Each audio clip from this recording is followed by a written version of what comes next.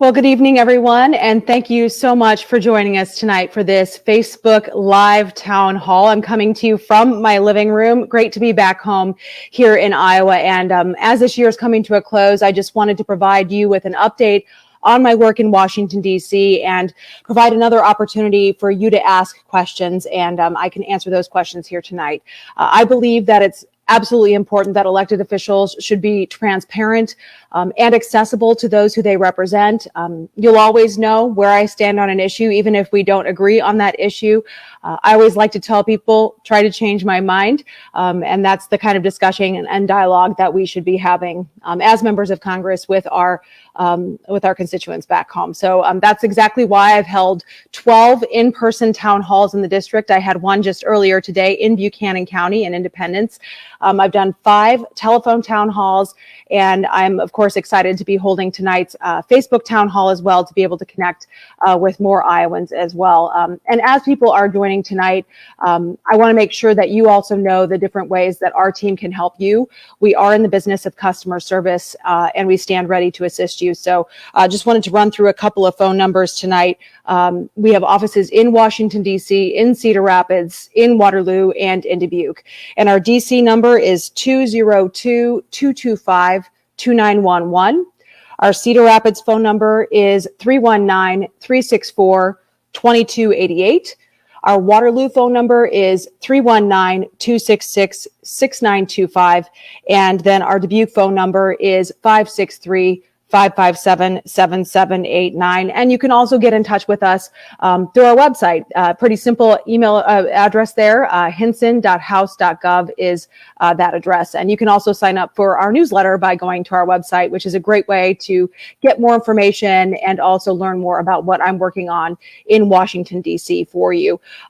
Again, if you're having an issue related to the federal government, please do not hesitate to reach out on any of those phone numbers I just mentioned, or stop by our offices.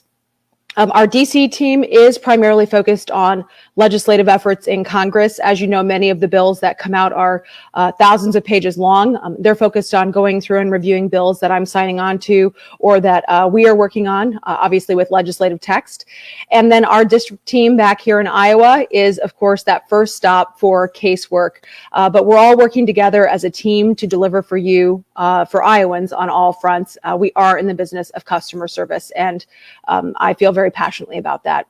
I have been to every county in the district at least 4 times. And actually just today, I finished up my 4th 20 county tour of the year.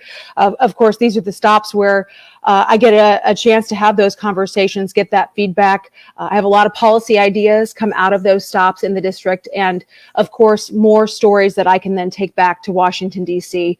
The Iowans I'm talking to out on the road are sick of business as usual when it comes to the chaos and dysfunction that we're seeing. And that's absolutely what I ran against, the chaos and dysfunction in Washington, D.C. I wanted to go out to Washington, D.C. to be an advocate for working families, to make sure that every family in Iowa feels safe in their neighborhood, to make sure that our rural communities have the attention that they deserve, and that those stories are also told out in Washington, D.C. I can't do that without hearing your stories so that I can bring them back with me to Washington. That perspective, I think, is missing in many cases. Those kitchen table conversations are not necessarily reflected. We have only 4 representatives, obviously, here in Iowa. Some other states have dozens and dozens of representatives. So it's up to us to be able to really tell your stories in Washington. And for me, it's really about what's best for the communities in our district. It's pushing back on policies and proposals that do more harm than good.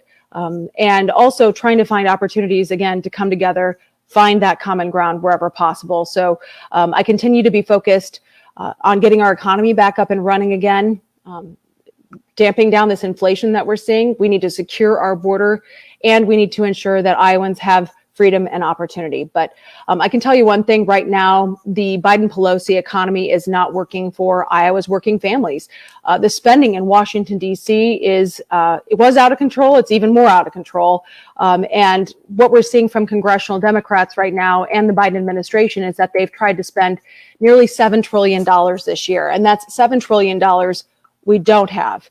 And I just wanted to highlight tonight a few of the items that your taxpayer dollars funded this year as part of the spending blowout. First off, over $700 million went to checks to prisoners, people like mass murderer Dylan Roof, who brutally murdered people in South Carolina in their place of worship. And then sexual predator Larry Nassar, who abused multiple young women, our gymnasts representing their country. So that went checks to prisoners in a bill that Democrats voted for earlier this year. $250 billion also went to bailouts to states that have chronically mismanaged their budgets, like California and New York. We should not be bailing out these states. The state of Iowa has been fiscally responsible and has a budget surplus. We live within our means. And Democrats in Washington, D.C. over the past few months have been debating spending trillions of dollars like it's pocket change. Our credit cards are maxed out in this country. Our bill is past due. In real life, when you max out your credit card and you overspend, you have to rein it in, you pay off what you've spent, and you stick to a budget. But that's not how it's happening in Congress right now. It's monopoly money to the Democrats controlling Congress right now. I like to talk about, I'm here in my family room tonight. My kids are upstairs. If Max and Jax overspent their allowance and came back and asked me for more money, I would say, no way. You need to go do more chores. That you need to earn that money. You need to go pick up the dog poop next door or mow a yard or do something to earn that money. Democrats need to operate in Washington, D.C. more like the working families across this country and across Iowa do, and they need to spend within their means. So my Republican colleagues and I started sounding the alarm on the negative consequences of all of this spending months ago. We said it would result in higher prices on everyday goods. And inflation is a tax on working families. And that's exactly what families are experiencing right now. Iowans and Americans are paying more for just about everything, whether it's groceries, gas, utilities, even diapers. I'm a per ounce grocery shopper. I look at the price tag and how much everything costs per ounce. And I can see that whether it's a jar of pasta sauce or laundry detergent, everything is more expensive. And the average American family right now is paying about $175 more a month on those everyday goods.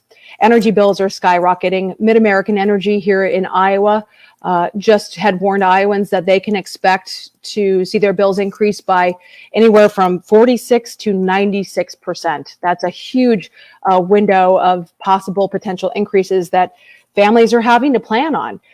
And what was President Biden's response to that? He asked foreign countries instead, well, produce more oil instead of turning to our domestic solutions like biofuels to address our fuel supply challenges, bring down that crippling cost of gas, natural gas, and help our struggling economy in the process.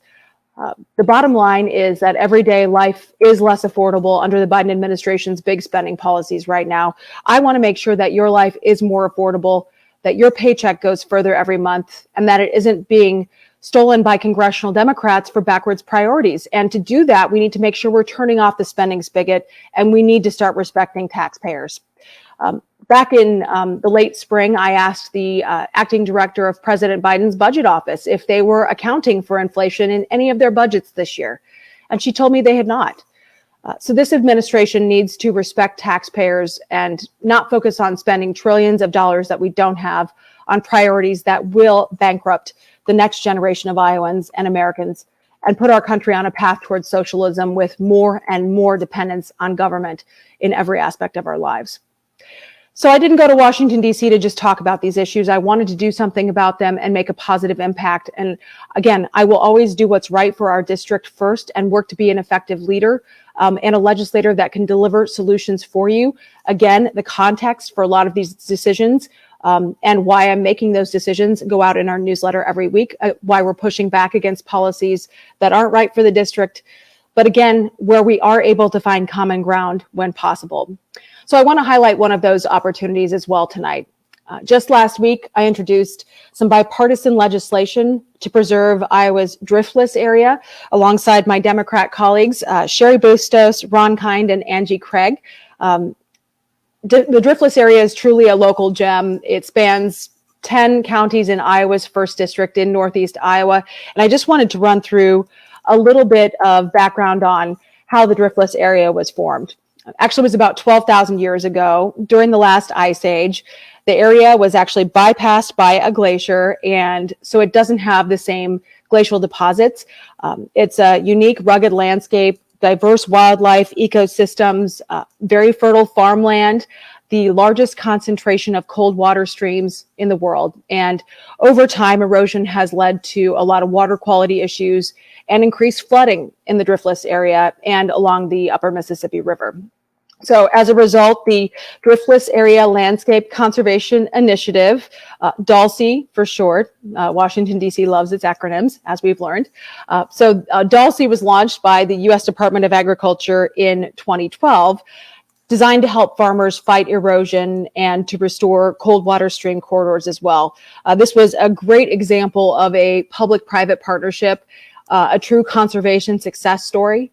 And our legislation works to reestablish this critical program. It's no additional cost to taxpayers. It's a 5-year program, so it's not permanent.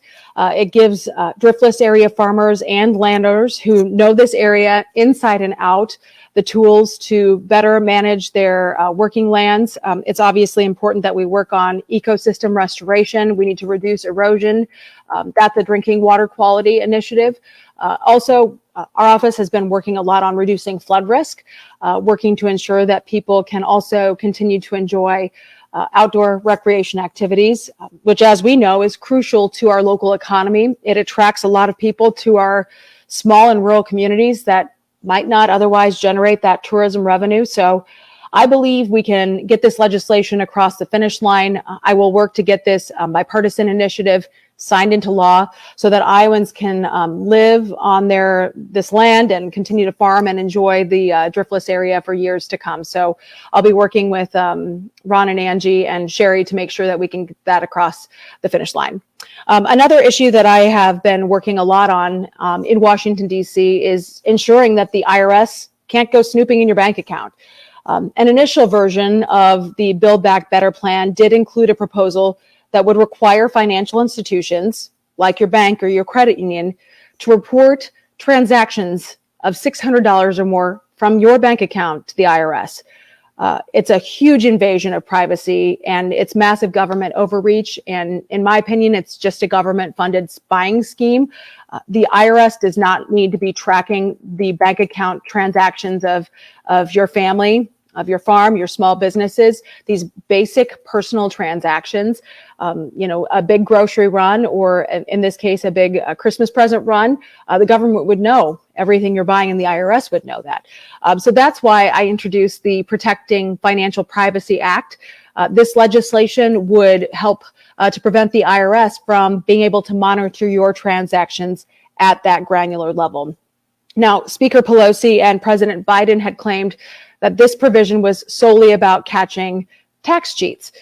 And I firmly believe that everybody should pay the taxes that they owe. But in this case, they were looking at just giving the IRS just unprecedented access to working Americans' bank accounts, which in my mind, that's really about government control. It's not about tax compliance.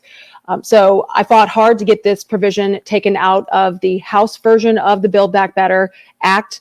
We made a lot of noise about it, put the pressure on Democrat leadership and the Biden administration, and we were successful in getting that provision taken out of the House-passed version of Build Back Better.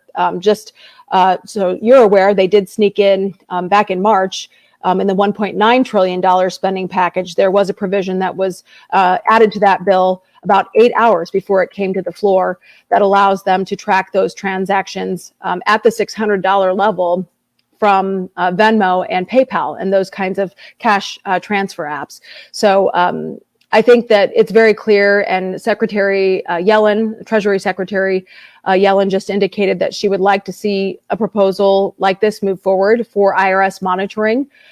So the way I see it, that's why the Protecting Financial Privacy Act that I introduced is so important. It's about making sure we're fighting to protect your privacy, ensuring that the IRS does not have, again, this unprecedented ability to access your personal information and target the hardworking taxpayers of this country. And then finally tonight, I wanted to talk a little bit about an issue that I know is absolutely crucial. It's making sure that our veterans can receive the care that they deserve when they return home from serving our country. We want to make sure that they have access to those services regardless of their zip code. And so I wanted to tell you a brief story about a bill that our entire Iowa delegation teamed up on. Sergeant Brandon Ketchum of Davenport served our country overseas valiantly, 2 tours of duty. And when he came home, he suffered from PTSD, as so many of our veterans do. And we know that all war wounds are not visible, and that was the case with Sergeant Ketchum. And he sought out help at the VA here in Iowa, and he was turned away.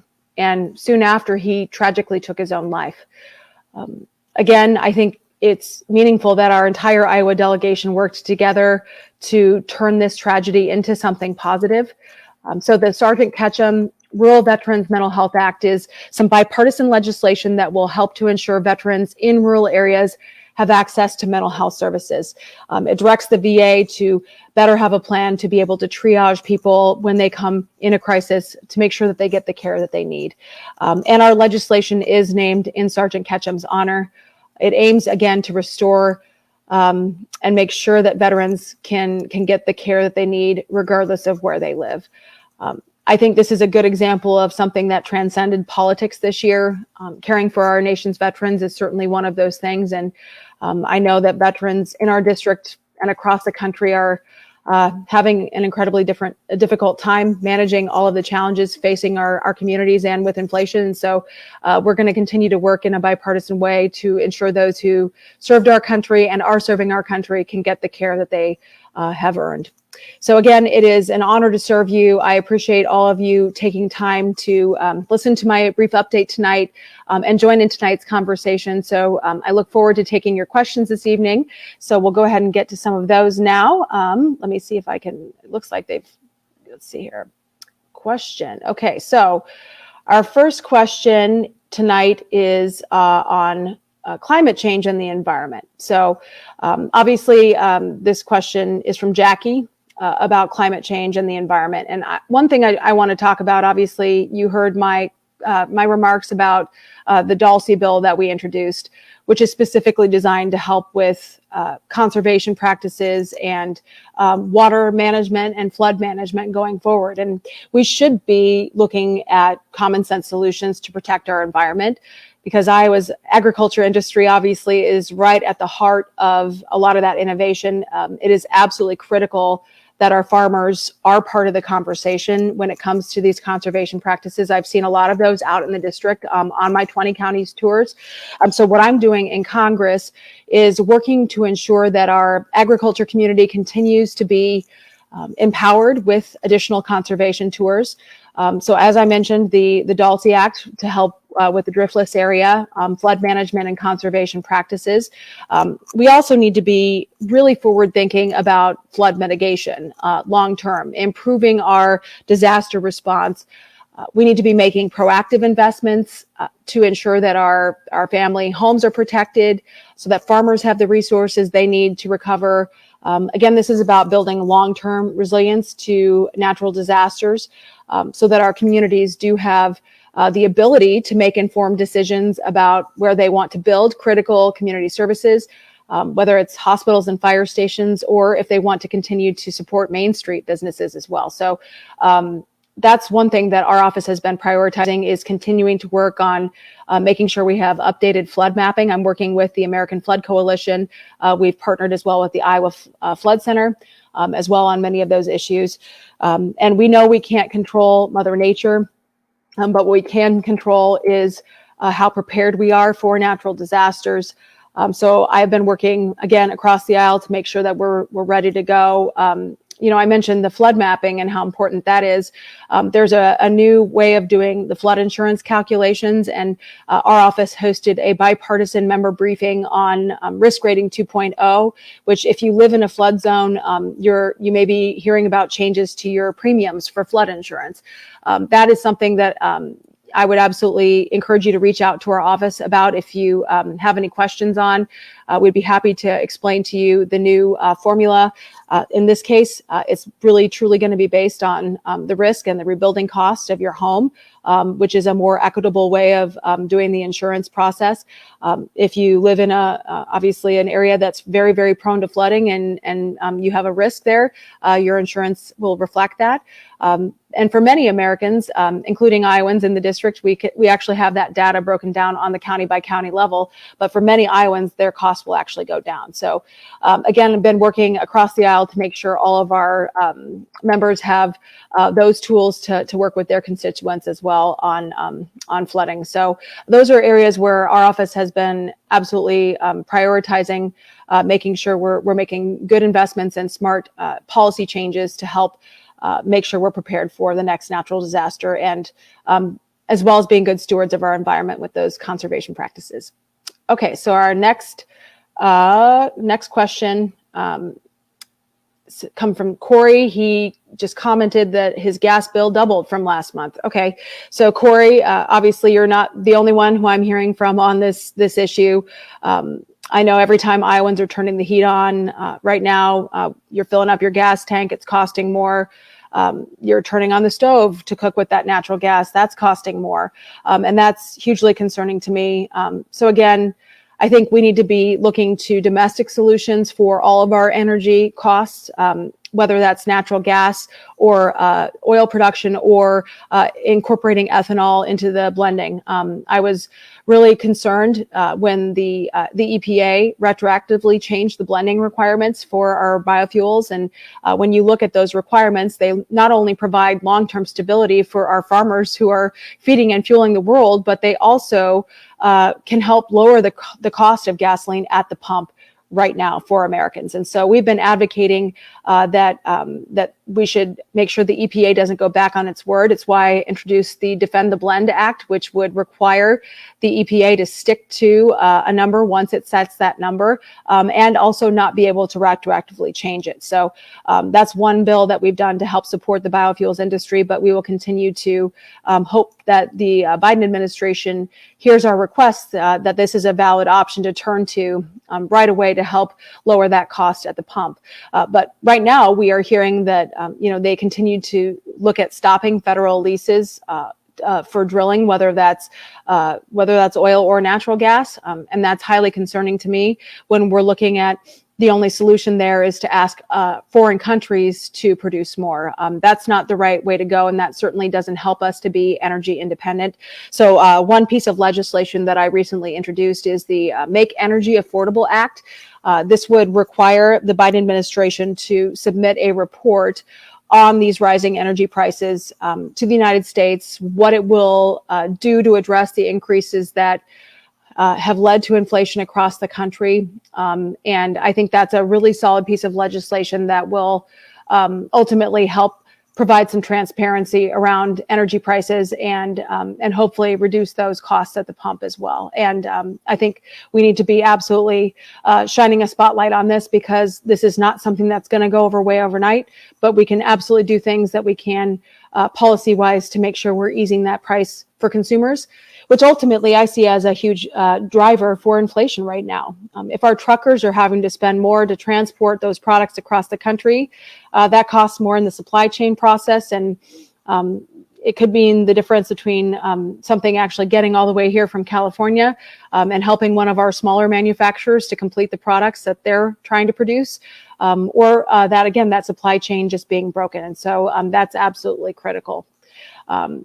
Okay, so we have Ethan asking what my thoughts are on the Biden administration's diplomatic boycott of the 2022 Olympics. Well, I think first and foremost, we need to hold China accountable. They are violating human rights every day. They are being incredibly aggressive militarily. We've seen the posturing that they're making towards Taiwan. It's highly concerning. Taiwan manufactures a lot of the semiconductor chips that we are reliant on. I had a meeting with the ambassador from Taiwan to the United States, Bi-khim Hsiao, earlier this year. And one of the things she told me is that China was already actively posturing and conducting misinformation campaigns about American pork products in Taiwan. And now we're seeing this aggressive military response as well. So that is highly concerning to me. So when you look at what's happening with the Olympics, we need to be strong diplomatically here, because ultimately China is showing that they believe us to be weakened on the global stage. So I think that's an important position that we're in, and we're very carefully watching what's happening in China right now. I know that China is actively trying to buy up mines that have a lot of the rare earth minerals in them. And as we've seen this administration push toward electric vehicle mandates, we know that those electric vehicle batteries are heavily reliant on those rare earth minerals. So that's an area where China has been actively posturing and taking over a lot of these rare earth mineral mining operations around the country and around the world. Okay, so next question is from Chad. He's asked about unconstitutional vaccine mandates. So Chad, I am pro-vaccine. I have gotten both doses of the vaccine myself, and I just got the booster about a week and a half ago. But I am also a big believer that we shouldn't be mandating the vaccine for anyone. It should be your choice whether or not you want to get the vaccine or not. This is something that I'm working on to continue to fight the government overreach here, because I don't believe you should have to get a shot to keep your job. We know this is playing out in the courts right now. We've introduced legislation in Congress to hopefully put a stop to this. Number one, to make sure that essential workers are exempted from any of these mandates if it makes its way through the courts. And then the other piece of legislation that I have co-sponsored is specifically to make sure that no funding goes to enforcing these mandates. So those are two areas where we have fought back. I would like to applaud Governor Reynolds for her efforts in spotlighting this issue and asking the Supreme Court to give us clarity on these mandates.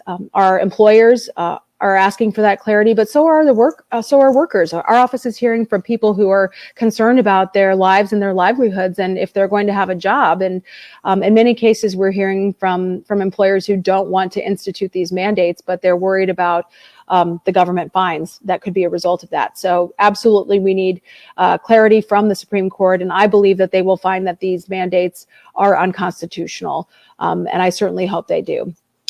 Okay, so our next question tonight is from Tim. He is asking about how can we return to energy independence we had under the Trump administration.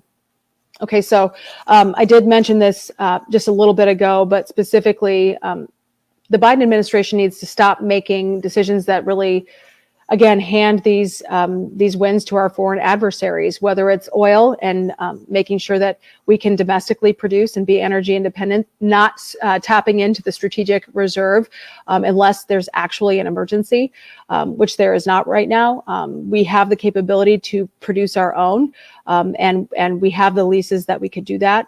And we have the Keystone XL pipeline project that was put on hold. Not only did that destroy jobs, but again, that destroyed a lot of our ability to be energy independent here in the United States. So again, not only are those prices high for everyone at the pump and for businesses and folks who are using that energy, but it's also a national security risk. Not being able to be energy independent, not having to rely on these foreign countries for our energy puts us at a huge risk, especially coming out of a pandemic when our economy is already fragile. We're seeing incredible inflation, as we've talked about, the highest since before I was born in the early 80s. And that is hugely concerning to me when you talk about the impact of inflation and the bottom line. It's causing our small businesses to have to raise their prices. One of the local coffee shops in our district can't get bread from their suppliers. One of our businesses in the district is has seen their shipping costs go up. You talk about the bottom line again, energy costing more, and that impact on shipping. A shipping container a year ago cost about $3,000 to $4,000, and now the same shipping container is $29,500. When I'm hearing a manufacturer in my district saying they have to raise their prices more this year than in the past 25 years combined because their transportation costs went up by 600%. That's hugely concerning for me. So again, this is a crisis. Inflation is a tax on working families, and it's very clear that the federal government has lost sight of that. One of the things that I think is so important, and I'm a taxpayer too, obviously, and I value making sure that I'm standing up for taxpayers and standing up for rural America and standing up for the safety and security of our families and our communities. And these things all are putting our communities at risk. My husband sends a picture every quarter when he pays taxes to the state and to the federal government, and he sends me the picture and he says, "Honey, spend it wisely." And that's not lost on me. I know every family is struggling right now. Maybe you got a raise at your job, but it's certainly not going far enough to cover that rising inflation. So that's not lost on me. And I'll push back against reckless policies that continue to hamper our recovery, continue to hold our economy back, and continue to put the livelihoods and lives of Iowans and Americans at risk. So thank you again, everyone, for joining this Facebook Live town hall this evening. Again, I would encourage you to reach out to our office if there's anything we can do to help you with the IRS, a government agency, the Social Security Administration, the VA, or perhaps dealing with a passport, as I mentioned. These are all areas where our staff stands ready to assist you. Again, we are in the business of customer service. All of our contact information for all of those offices is on our website at hinson.house.gov. With that, have a great evening, everyone. Have a Merry Christmas and a Happy New Year. It's an honor to represent you in Iowa's 1st District in Washington, D.C.